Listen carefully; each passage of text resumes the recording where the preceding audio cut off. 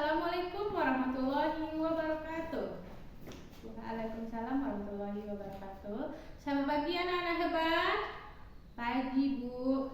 Apa kabar hari ini? Alhamdulillah luar biasa. Tetap semangat. Allahu Akbar. Ya, luar biasa sekali ya semangat anak-anak Ibu pada hari ini.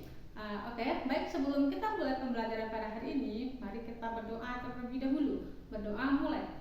Bismillahirrahmanirrahim. Raditu billahi rabba wa bil islam madinah wa bil muhammadin nabiyya wa rasulah. Amin. Nah, semoga dengan kita membaca doa tadi, proses pembelajaran kita pada hari ini bisa berjalan dengan lancar ya. Ya, Bu. Oke, baik, sebelum kita mulai pembelajaran, apakah ada anak-anak Ibu yang tidak hadir? Oh, tidak ada ya, berarti semuanya hadir ya. Ya Bu. Oke, baik, sekarang Ibu mau bertanya dulu. Untuk Ibu kelas 4, mungkin anak-anak bingung ya, kenapa sekarang kita ada 2 kelas yang digabungkan. Nah, kebetulan pada hari ini Ibu guru yang di kelas 5 tidak hadir, makanya anak Ibu yang kelas 5 digabungkan dengan kelas 4 belajarnya. Dan yang menjadi guru pada hari ini adalah Ibu. Makanya sekarang kita digabungkan 2 rombel atau 2 tingkatan ya. Sekarang kita masuk dulu ke kelas 4 ya. Kelas 4, Ibu mau bertanya dulu, siapa anak Ibu yang pernah membaca paragraf? Pernah anak Ibu membaca paragraf atau membaca buku cerita yang ada paragraf atau dongengnya?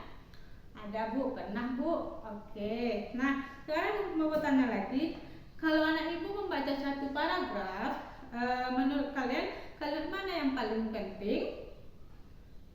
Kalimat yang di awal misalnya ya. Oke. Berikutnya, pernahkah anak Ibu mencoba menyimpulkan isi cerita dalam satu kalimat saja? Pernah ya, pasti anak Ibu sudah pernah mencobanya. Nah, jadi setiap paragraf dalam sebuah teks punya satu ide utama yang disebut dengan gagasan pokok. Dan biasanya ada kalimat-kalimat lain yang menjelaskannya yang disebut dengan gagasan pendukung. Yang pertama tadi gagasan pokok. Nah, setelah gagasan pokok ada gagasan pendukung.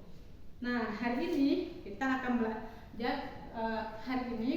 belajar cara menemukannya. Nah, untuk tujuan pembelajaran kita hari ini untuk kelas 4, yang pertama adalah anak Ibu nanti dapat mengidentifikasikan dan menyebutkan gagasan pokok dan pendukung dalam bacaan dengan tepat. Nah, itulah tujuan pembelajaran kita pada hari ini yang akan kita capai. Oke, baik, untuk pematerinya yaitu apakah Ibu tahu apa itu gagasan utama? Nah, gagasan utama adalah atau gagasan pokok adalah ide utama atau inti dari sebuah paragraf. Nah, jadi gagasan pokok itu adalah inti dari ide utama atau inti dari sebuah paragraf. Gagasan pokok biasanya terdapat di awal, di tengah atau akhir paragraf. Nah, jadi gagasan pokok itu bisa kita temukan dalam 3 tempat. Yang pertama bisa di awal paragraf, bisa di tengah atau di akhir paragraf. Nah, sedangkan gagasan pendukung adalah kalimat-kalimat yang menjelaskan dan memperkuat gagasan pokok. Nah, jadi kalimat pendukung itu adalah kalimat yang akan menjelaskan atau memperkuat dari gagasan pokok tadi. Nah, cara menemukannya ada 3 cara menemukan gagasan pokok. Yang pertama yaitu baca seluruh paragraf dengan seksama. Nah, anak Ibu baca dulu semua paragrafnya secara seksama. Itu yang pertama. Nah, yang kedua, temukan kalimat yang paling umum atau mencakup seluruh isi paragraf. Nah, anak Ibu temukan di dalam bacaan tersebut atau dalam paragraf tersebut kalimat yang paling umum atau yang mencakup dari inti seluruh isi paragraf tersebut. Nah, cara yang ketiga yaitu identifikasi kalimat-kalimat lainnya sebagai penjelas. Nah, Ibu identifikasi kalimat tersebut untuk sebagai kalimat penjelas. Nah, misal contoh sederhananya, yang pertama itu misalnya, kucing adalah hewan peliharaan yang disukai oleh banyak orang. Nah, itu kucing memiliki bulu yang lembut dan lucu. Selain itu, kucing juga bisa dilatih untuk buang air di tempat khusus. Nah, banyak orang merasa senang saat bermain dengan kucing. Nah, sekarang coba Ibu temukan gagasan pokoknya. Kira-kira apa yang menjadi gagasan pokok dari kalimat tersebut? Nah, dari gagasan pokok dari kalimat tersebut adalah kucing adalah hewan peliharaan yang disukai oleh banyak orang. Kemudian, kalau gagasan pendukungnya ada 3. Nah, gagasan pendukung dari kalimat tersebut yaitu kucing memiliki bulu yang lembut dan lucu. Nah, yang kedua, bisa dilatih buang air di tempat khusus. Nah, yang ketiga, kalimat pendukungnya adalah menyenangkan untuk dimainkan. Nah, jadi itulah kalimat pendukung dari paragraf yang kita contohkan tadi. Nah, sekarang tugas dari anak ibu kelas 4 adalah mengerjakan, ada tugasnya yang pertama. Nah, ada LKPD yang akan anak ibu kerjakan. Nah, di sini silakan nanti anak ibu baca bacaan yang ada di dalam kalimat tersebut yang berjudul manfaat menanam pohon. Nah, nanti anak ibu kerjakan secara berkelompok ya. Nah, secara berkelompok nanti anak ibu bekerja sama dalam mencari jawabannya tersebut ya. Nah, ini tugas untuk kelas 4 ya. Sebelumnya apakah ada anak ibu yang mau ditanyakan dulu mengerjakan tugasnya? Berarti tidak ada ya. Silakan anak ibu kerjakan secara bersama-sama ya. Oke. Sekarang ibu mau masuk lagi ke kelas 5. Nah, kelas 5 gimana kabarnya? Alhamdulillah ya, semuanya baik-baik saja. Nah, sekarang ibu mau bertanya kepada kelas 5 dulu. Siapa yang tadi pagi datang ke sekolah dengan berjalan kaki atau berlari? Oh, Ania, tadi kamu datangnya jalan kaki. Oke, baik. Nah, yang selanjutnya ibu mau tanya dulu. Pernahkah anak ibu memperhatikan cara ikan berenang di dalam atau burung terbang? Ya, pasti pernah ya. Nah, menurut anak ibu, bagian tubuh mana yang membantu kita bergerak? Apa? Oh iya, yang membantu kita bergerak itu adalah ada kaki, tangan, ataupun alat tubuh yang lainnya. Nah, jadi sekarang kita jelaskan dulu ya. Setiap makhluk hidup itu memiliki alat gerak agar bisa berpindah tempat dari satu tempat ke tempat yang lain. Itulah fungsi dari alat gerak tersebut. Nah, kita menggunakan tulang dan otot. Ini otot ya. Ini ada di sini ada tulang. Begitu juga hewan, tapi dengan cara yang berbeda. Hari ini kita akan belajar lebih dalam lagi tentang alat gerak manusia dan hewan serta fungsinya. Nah, dan untuk tujuan pembelajaran kita pada hari ini kelas 5 yaitu yang pertama, anak ibu dapat menjelaskan alat gerak pada hewan dan manusia serta fungsinya secara benar. Nah, itulah tujuan pembelajaran kita yang akan kita capai pada hari ini. Nah, sekarang kita masuk dulu ke materi kita ya. Nah, sekarang siapa yang tahu apa itu alat gerak? Siapa yang tahu pengertian dari alat gerak? Ya, silakan.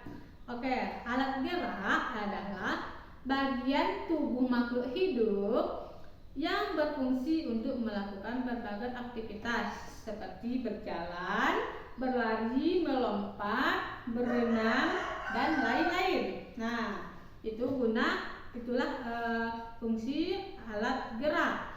Nah, pada hewan dan manusia, alat gerak terdiri dari 2 jenis utama, yaitu yang pertama alat gerak aktif dan alat gerak pasif.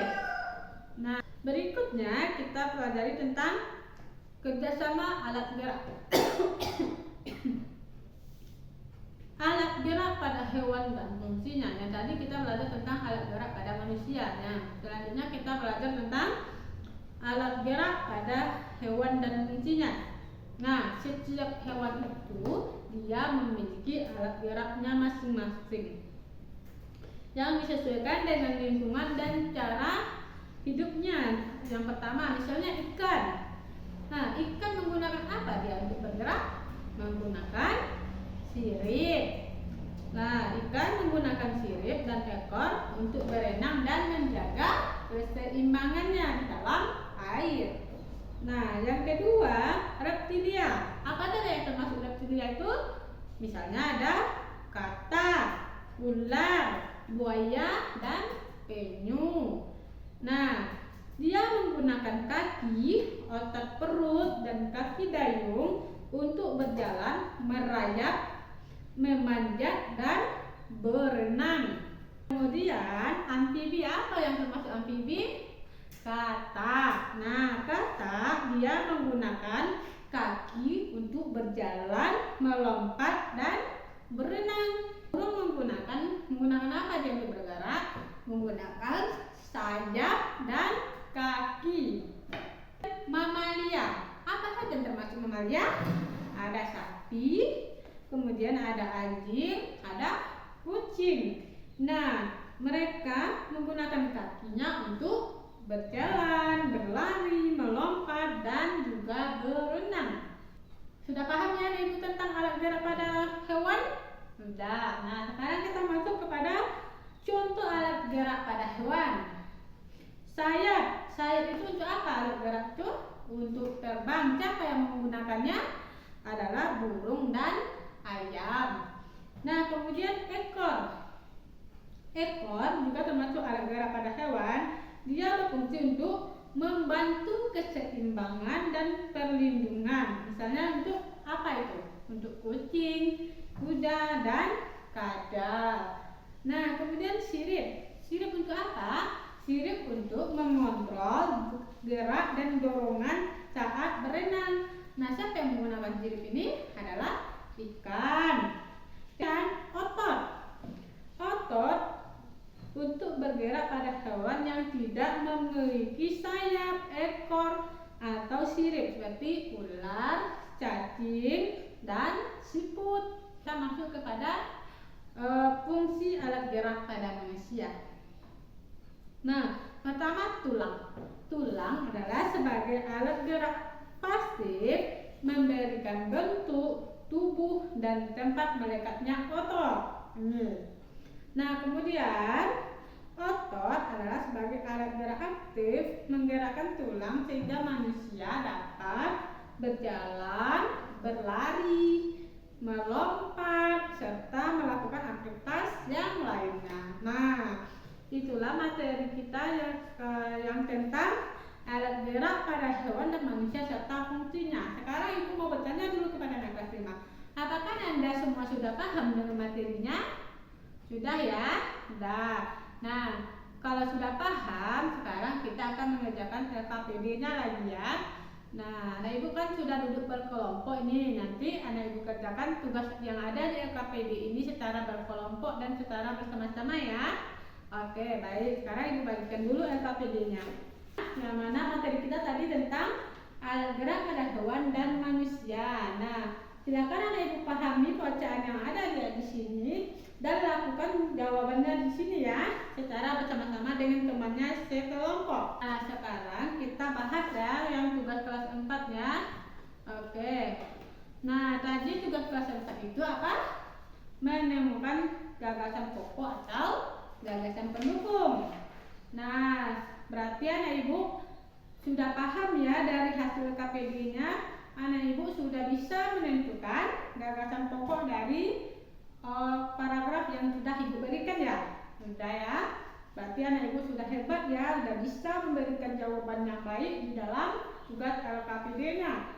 Oke, Ibu ucapkan terima kasih ya untuk anak Ibu kelas 4 atas kerjasamanya. Nah, berikan aplaus dulu untuk kelas 4. Nah, anak